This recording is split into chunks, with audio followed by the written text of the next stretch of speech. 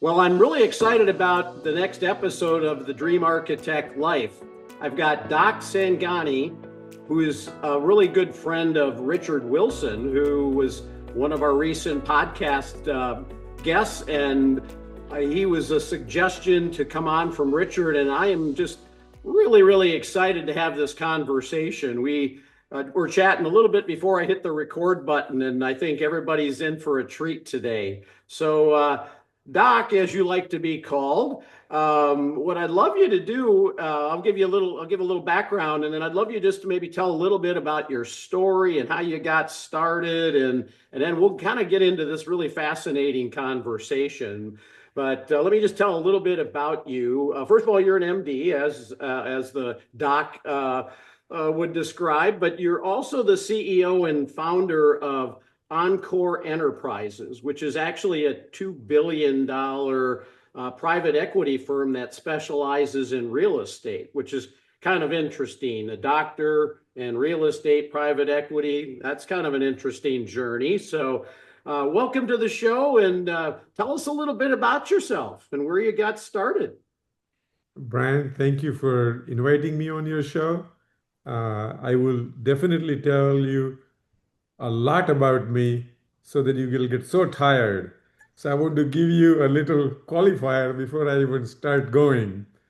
My daughter tells me that, Dad, don't talk too much about your life to anybody because it's so boring that you will put people to sleep. So now that I've given my qualifier, I feel good about talking about myself. Perfect. But just keep the humor aside. Listen, there is nothing special about me. I'm a cardiologist, came from Mumbai, India. I came to this country with $10 and 45 cents in my pocket. And as fate had, developed one of the largest cardiology practice in United States for the size of our group. We were in the 99th percentile in the country, starting from Gulfport, Mississippi. The town is hard to even locate on the map, but we were in the 99th percentile in medical care provider in the country. So it was very fortunate uh, that the community accepted me for taking care of their medical needs. And one thing led to the other. I come from a business background, from my family, from my culture. So then we went into hospitality business, real estate business, then added operating businesses. We were the largest Five Guys and Burgers franchisee in the entire country.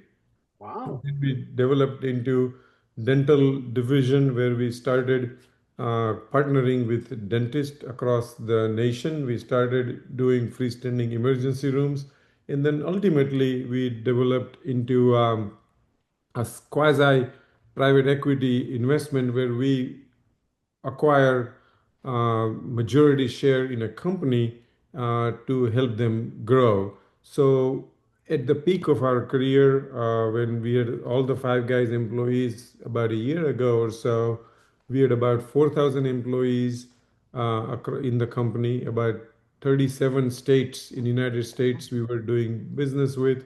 We are headquartered in Dallas, and that is my story, and I'm sticking to it. Well, I love these stories, and I'm always fascinated by people like yourself that came from another country, and with the whopping $10.45 that you brought with you, have been able to, start from literally nothing to, I mean, amazing, amazing success. I learned a few things just in your analogy that I wasn't aware of here. So fantastic what you've done. So one of the questions, because I love to help people realize that just like you and us, we all can have our dreams come true. And so I would imagine with all the things that you've been involved in, you've had probably some difficult times and some lessons learned and in both life and business. Is there maybe one or two stories that jump out at you of of difficult lessons that really helped propel you in some of the achievements that you've had? That's a very good question, and I guess that's where my daughter's qualifier comes. My life is like a straight line up there. There are minor bounces up and down, like everybody has, but there was no real life-shattering moment or incident. Is oh my God, that changed the direction I was going. I probably made um, most of the mistakes most people do, and maybe more. And whenever I go give a talk in 1,000 people auditorium or plus, I say I have made more mistakes than all combined in this room.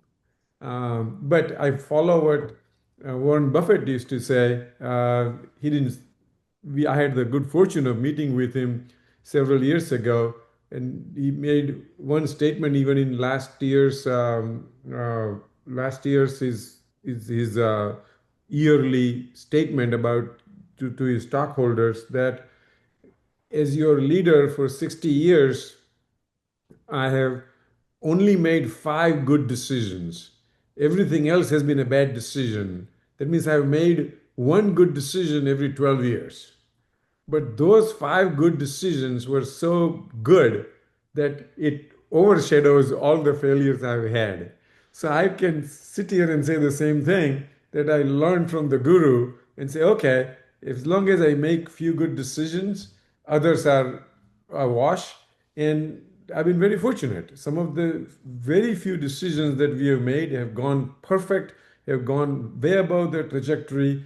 There have been some instances like, real estate or whatever business. We are entrepreneurs. You know that very well, more than I do, Brian. We are, and by definition, entrepreneurs are future predictors. They're Mm. trying to predict future. If we weren't trying to predict the future, we'll be either employee or manager. But entrepreneurs predict future, and none of us can predict future. So essentially, we are playing in an uncharted territory, and and macroeconomy collapses. Nobody's immune. Nobody's immune when the macroeconomy has issues. We have seen it. I've had my share of failures on it. But luckily, what we have done, there are, and this is the second part, answer to your second part, that how does it help you when you go through failures, when you go through a time where things don't go your way? I think belief in what you are doing is Mm. probably the number one requirement of success. Because, Brian, if I come to you asking for help, or if I want you to be partners with me, or if I want you to buy my product, if I don't believe in my own product, it is impossible to convince you, almost impossible to convince you. So you first have to believe in your own product, in what you believe. And when I mean product, you what you believe in. And a show is not going to work. An act is not going to work. You truly have to have belief that no, what I am doing, what I am proposing, what I am selling, what I am telling to others is the way to go. Now, there may be other ways to get there, but this is the way that has worked for me. And if somebody stays with me, they will also be successful. So that's the number one lesson I learned, that you should not em- encroach on anything that you do not believe in 100%. Then, after believing 100%, you should give 100%. You, Ah. you can't just believe in something and think that the God will come and make it happen, because God had other people to take care of. God doesn't only have Doc to take care of. Doc has Brian. Doc has all these people who are listening to this show. So Doc says, hey, listen, son, you need to do your part, and I'll be right behind you. So then we need to give 100% of the efforts in 100% of what you believed in. And last but not the least is, if you always make it a win-win situation, generally the things would work, and then you leave it up to if you believe in God, if you believe in power, if you believe in extraterrestrial uh, controlling factor, whatever you believe in luck, I think you leave it up to that. Yeah. Well, what a great way to start the podcast. I really couldn't agree with you more. And let me kind of rephrase a couple of things that you said. So first of all, you got to have 100% belief, and I couldn't agree more. I think once you, I mean, it just kind of exudes out of you, and people get that. But I think that really the interesting thing that you said is then you got to give 100% effort. I've not really heard it phrased like that, but that's so true. And then, as always, if you can make it win-win, then everybody is further ahead. So one thing that I'd love you just to maybe chat on is I think people sometimes get really hard on themselves when they make a mistake. And the way that you were describing mistakes, I always look at mistakes as either you're winning or you're learning. And I'm guessing the more mistakes that you make, the faster you feel like you're getting to the right answer. So maybe tell me how you use mistakes as a positive and not as a negative.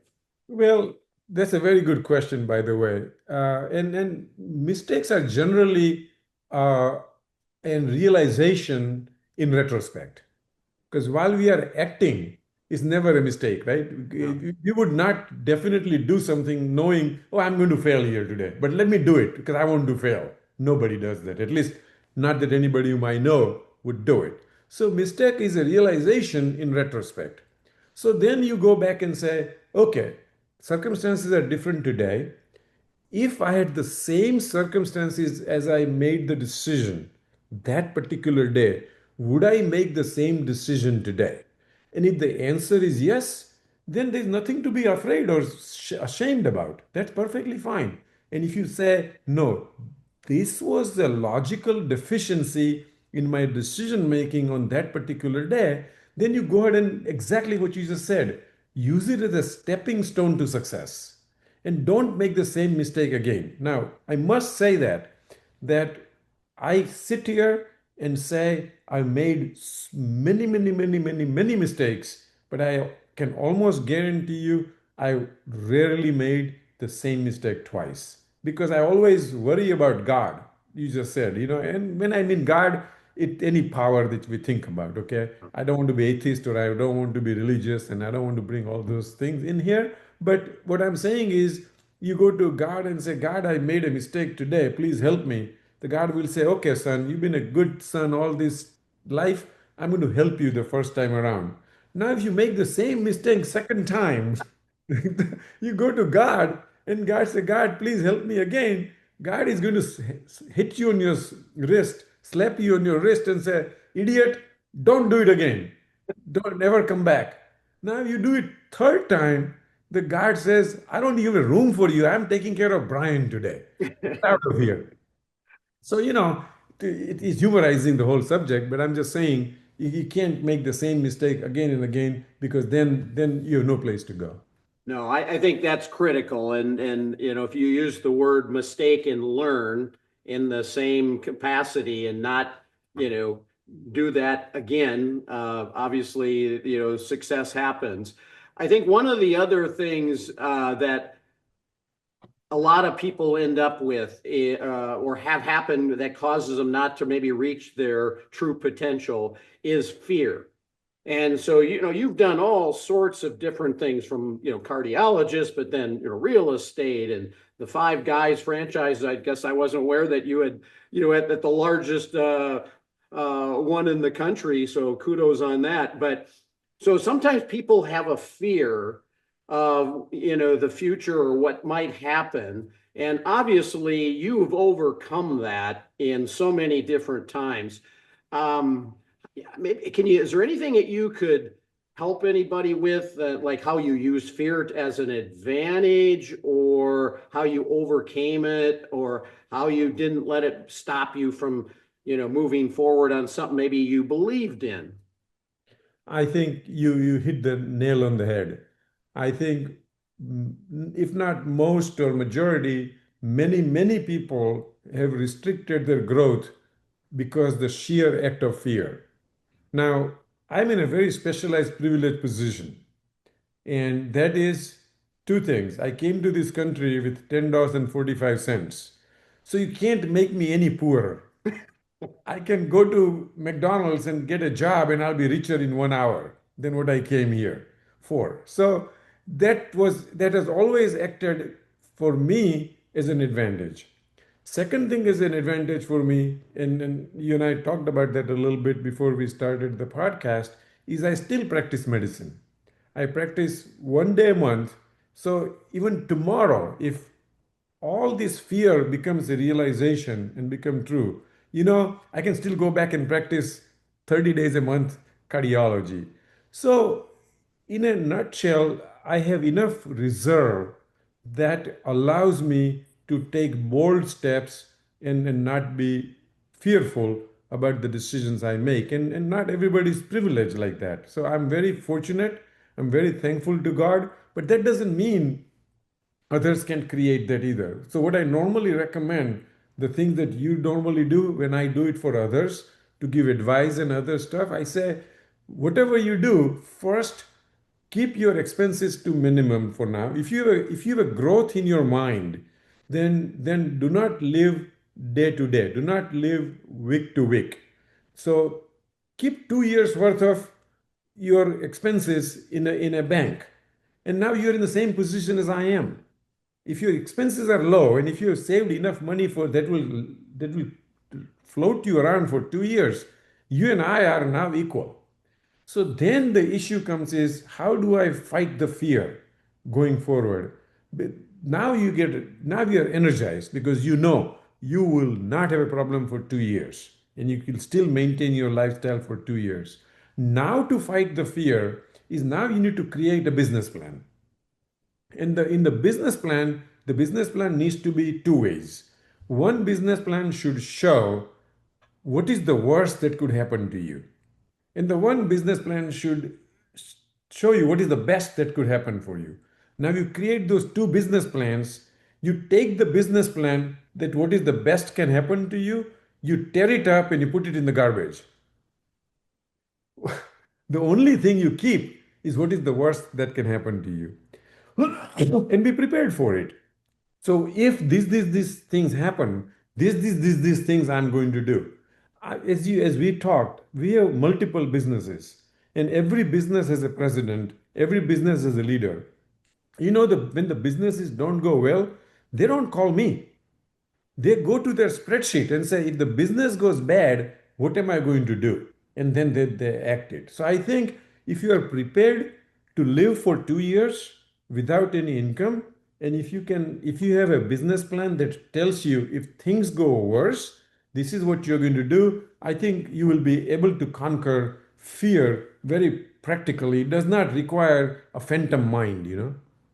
Yeah, really interesting perspective. And I think the key word is perspective. And I think some people, don't think about the worst case initially, and what could happen. And I think also, I love your input on this. Is a lot of times people give up when it doesn't go exactly the way that they wanted or in the time frame, and they don't look back at the progress that they've made. And if they went back and looked at the progress that they made, they probably have done a lot. It's maybe not exactly what they wanted, but they ought to be really proud and energized that they got from A to, maybe they didn't get to Z yet, but maybe, they're, 65% of the way there. So, use that as the motivator versus, not getting completely there. Because I think the big problem, and I'd love your perspective, is sometimes people set unrealistic time frames to accomplish goals. And, you can get a lot more done in, 5 years than you probably thought, but maybe not as much in, 5 minutes. So anyway, I'll let you interject on that. No, no, I think you're very correct. I think you can't judge yourself as a snapshot every single minute of where you are. You need to judge yourself based on, am I on the right trajectory? Now, the best way to, again, make sure your business plan is going to work is not to blow your own bugle. You need to find a mentor, or you need to find somebody who is an expert in what you are going to do, which you are going to embark on for success. And that person should bless your plan. If somebody blesses your business plan who has been there, done it, I think your chances of failure are far less, because the guy who is successful will guide you the right way and say, whatever you are showing me is only happens in dream world. It doesn't happen in real world. Now go back and fix it this way so it becomes real, and then your chances of failure are going to be very low. So my biggest recommendation, people who are not used to certain way of doing things or certain businesses they want to embark on, or they are trying to conquer success and get in that ladder upstairs, is to find a mentor whom you can trust and who verifies your next 20 years of business plan. Hey, Brittany here. In case you hadn't heard, our latest book, Dream Architecture, is available for the taking. Think about it like this. What is your biggest, wildest dream of what retirement could look like? Not the dream that your friends have, or your parents maybe had, or your coworkers. Your best dream, the unreasonable one, the one that you might have trouble admitting even to yourself. So that is what the Dream Architecture book is about. Hop on over to dreamarchitecturebook.com so you can start dreaming big today. I'd love to take off on that a little bit, because I would agree 100% with you on that. And I think part of the problem that maybe some people have is two things. One, they may feel like who could I have as a mentor? I don't know anybody personally that maybe is at a level I'd like to reach. And then secondly, maybe from your perspective, if they know of somebody, I think people are maybe scared to approach them for fear that they won't spend time with them. So maybe give me your input if somebody came to you, that you didn't know but was trying to get better. I mean, I think anybody that's had a level of success probably is really attracted to somebody that is trying to get, to the next level. So your thoughts? No, that's a very good question. It's very hard to find a true mentor. And again, I'm not trying to sell you or anything, but that's what prompted me to create my mentorship program.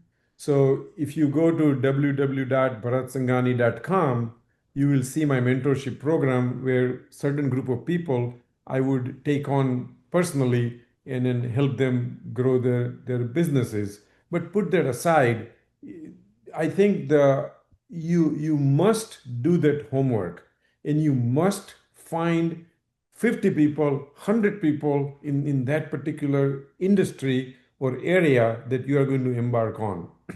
And you need to start sending them emails, start sending them letters, start calling them. I promise you, if you keep doing this every single day till you find one person, you will find one. I'll just give you a simple example. I don't want to take too much of the time, but this was just about 2 to 3 years ago. There was an intern who wanted to, and I think he or she applied at Goldman, and she wrote in that letter to find a job or internship and said, listen, I'm very impressed with your company. I've reviewed your financials. This was your EBITDA, this was your revenue, this was this, that was that, and I just do not know where else will I get better education than your institution. I am willing to shine your shoes. I'm willing to get you a cup of coffee. I'm willing to stand outside your door till you have 2 minutes to talk to me, but I really want to be part of your company. When she wrote that letter again went viral. And believe it or not, Brian, she got 1,500 job offers. Oh, 1,500. yeah. So I also believe that if whatever you want in life, you truly want to want it. The want of want is what ultimately makes you successful. Not just saying, I want something, I want a job. They're not going to get you a job.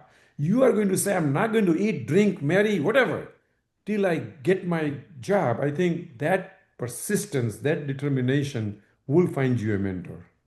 Yeah. Wow. That's really, really helpful. And I agree. And I love the extent to which you suggested, because you may only, know of one person, but reach out, ask friends, and do what you said. If there's 10 or 20 or 30 people, and you probably will be surprised, like your story, how many people will actually positively, you know, be willing to help you out and give you some advice. And I appreciate your mentioning your mentorship program, because a lot of people are looking for that. And if you're okay, I'm going to put that in the show notes at the end, because that could be just one resource for people to, to look at, that, maybe feel stuck or looking for somebody. So thank you for mentioning that.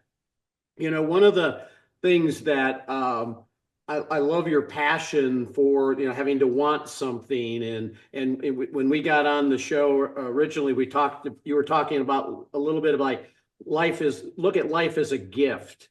And I don't know if we want to expound on that a little bit, but I just thought that was really fascinating, because I think if you have that perspective, and life is short, and you only get one shot at it, and like, what would be like the biggest dream that, if this could happen, would make that the most fantastic life possible?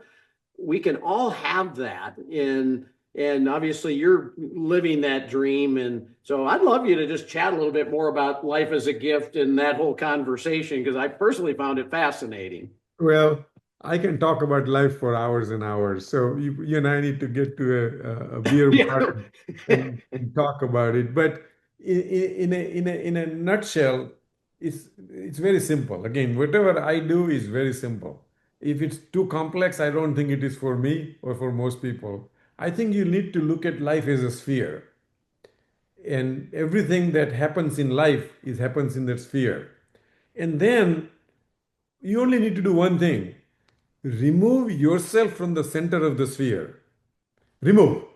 Most people put themselves in the center of the sphere and they want their life to revolve around them. If you remove yourself, then if you go to one of the greatest philosopher, V. Krishnamurti, he used to say, observe the observer. And once you start observing the observer, so you are now outside of life. You are outside of the sphere. And now you are watching yourself inside the sphere of life. And then suddenly everything becomes meaningful to you. Suddenly, exactly what you just said, suddenly the short span you are on the earth becomes so relevant. Suddenly you think that your value in the world, as you and I were talking about, the world was there before you came, world will be here after you came. You are just here to celebrate your gift. There is nothing good or bad about it. It is just fun. And life is 90% perception and 10% reality. But this needs to be reminded every single second, because you can get sucked into and put yourself in the middle of the sphere of life, and suddenly everything is around you, everything is who you are, and why people are hurting you, and why people are doing good things to you, and why is this, and why you. Well, just remove yourself. You're inconsequential. Just enjoy Brian's success. You don't need to compare Doc's success with Brian. If Brian is successful, you say, wonderful, what a great guy. Suddenly there is no fear, there is no worry. So it's the simplest way to look at it, but try it out, and life becomes fun. Oh, and that probably is the highlight of this talk today, because I think part of also the problem with people is they think life is complicated, or they make it complicated.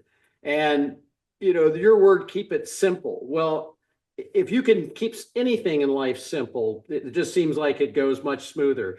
And your comment about be the, observe the observer, it made me think of a saying, you can't read the label when you're inside the jar.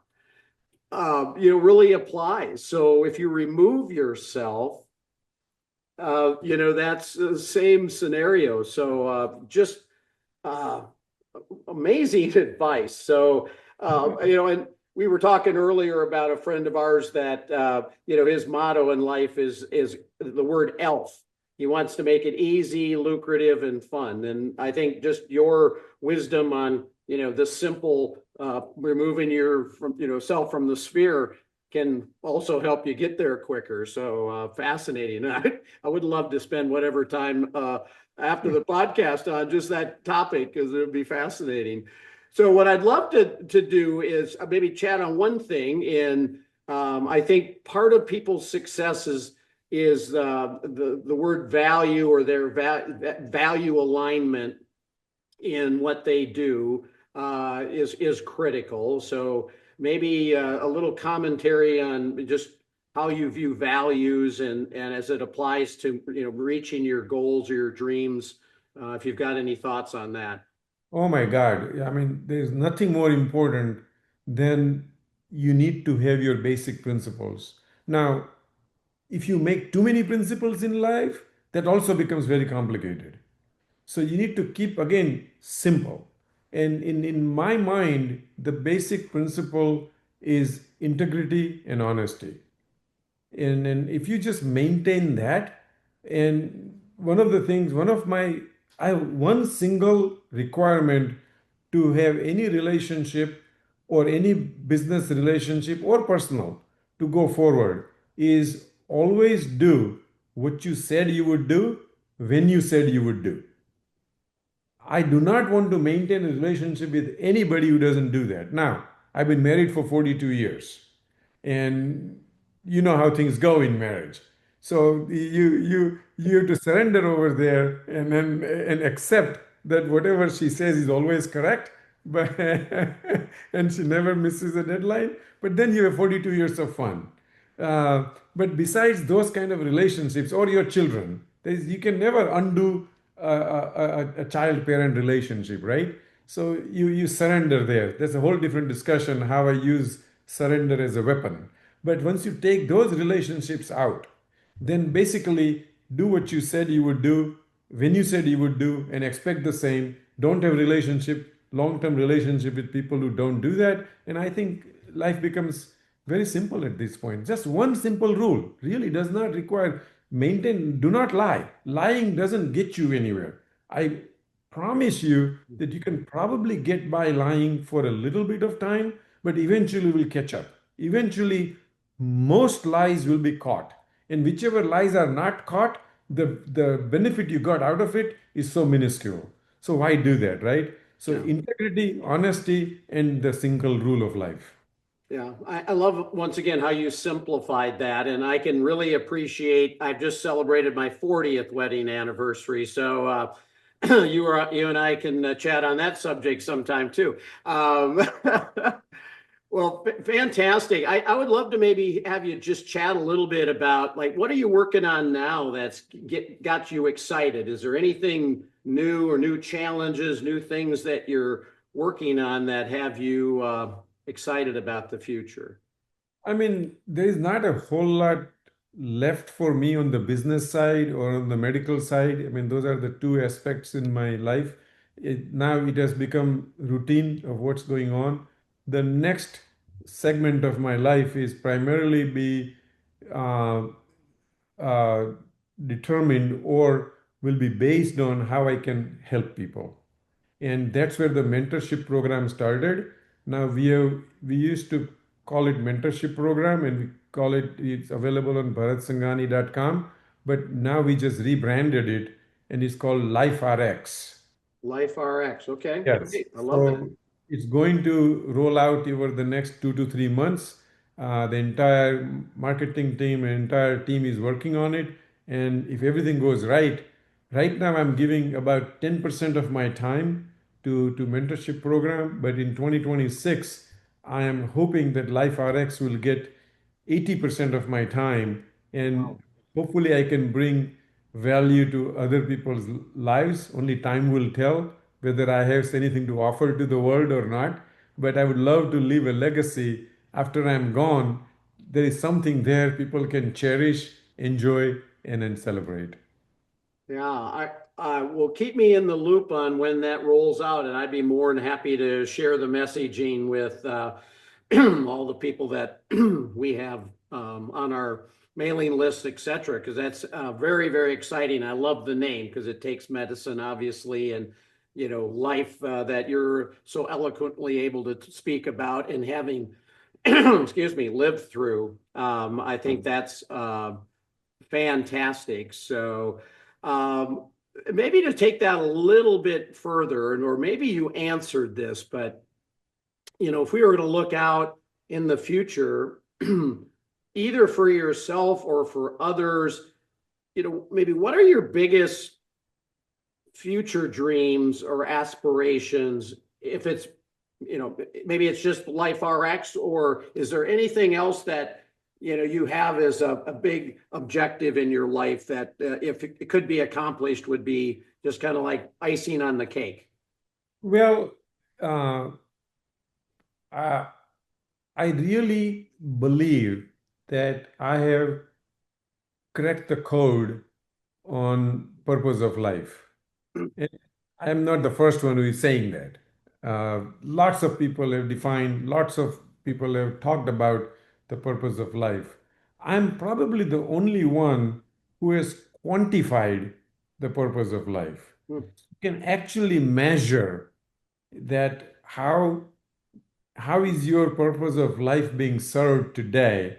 And that's why, and I call it the purpose of life as happiness. Now, that's also not a discovery.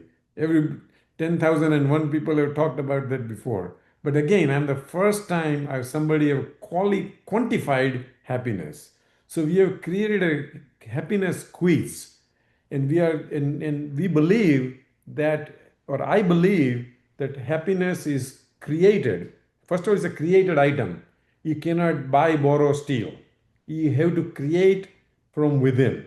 So the creation of the happiness bel- belongs to three sectors or three pillars. The stool of happiness has three legs on it.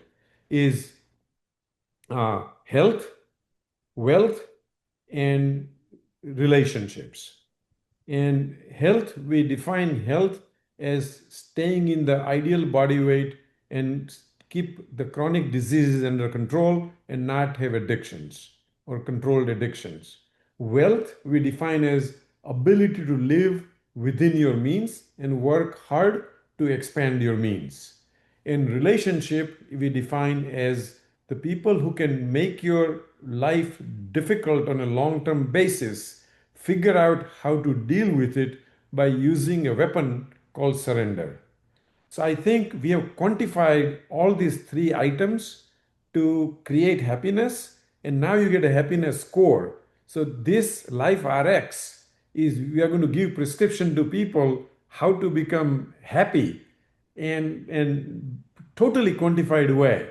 And then that's the message I want to leave as a legacy. And when you ask me what is my next future desire, by God's grace, by and large, I've been able to accomplish what I went out to do in my life in various areas. This is one area that I think I truly have a hidden nugget, and I want to share it with the world. Wow. That would be huge and amazing and very, very helpful because so many people probably don't live really happy lives. But I think one thing that you said is happiness comes from within. And so figuring out how do I, get that out of me and make that, reality. And if you can quantify that, is that like you said that's a quiz that Yes. people will take? Okay. Yeah. When will that quiz be available? We hope in the next 30 to 60 days. Okay. Right after this meeting, I have a meeting with the creator of the IT department who creates this quiz. I've given all the information to them. So as soon as that document is ready, it will be floated. Well, I think we could have another whole podcast just on happiness. So if you'd be so inclined when you get this rolled out, I'm going to make an offer and hopefully you would accept to maybe just have another podcast on that topic, Life RX, because I personally think that that could be, life changing for others. And if I can help you get your message out, quicker, I would love to do that. And I don't know, maybe topic after the podcast, but are you going to be doing speaking engagements and stuff on this, or would you like to be doing those? Yes, I do even now. And Okay. I'm doing this again. If 80% of my time goes into this, whatever I can do to whatever little time I'm on left for me on the earth, I would like to devote it to bring value to people. Okay. Well, we'll chat on that. I've got some really interesting ideas I'd love to shoot by you. But anyway, I'm literally I could chat with you for apparently hours. I'm looking at the clock, going, "Holy cats, that was amazingly fast." So what I love to do, if we only had one question left, I guess the question I'd love to ask you is, what haven't I asked you that I should have? Or what would be the message that you'd want to leave that we haven't talked about? No, I think you covered very well. You have done a great job. Obviously, you are a pro in this. The if there was a message I wanted to leave for people is that listen, life is short, and life is a gift, and it's entirely up to us to find the best parts of it and relish on it. We all have failures, so don't feel bad when failures come, but find a way to rejoice and find good company. Just do not keep negative people around you. So Negative important. people will bring you down. So remove those people, and only positivity will stay. Yeah, no, I that one is really true. In a book I co-authored, that was one of the principles is you're most like the five people you spend the most time with. So don't spend time with negative people, or at least absolutely reduce it. So that's such a great comment. So well, I thoroughly have enjoyed this, and like I said, if you'd be willing to come on and we could do a happiness podcast sometime in the future, I would absolutely love that because I think people would find that amazing. So, thank you so much for being a guest today, and I think people are going to get so much out of this and look forward to having future conversations with you. It will be an honor, and it has been an honor to talk to you, Brian. All right. Well, all the best. Keep up the great work, and we'll stay in touch. Thank you for your time. Yes, sir. Thank you.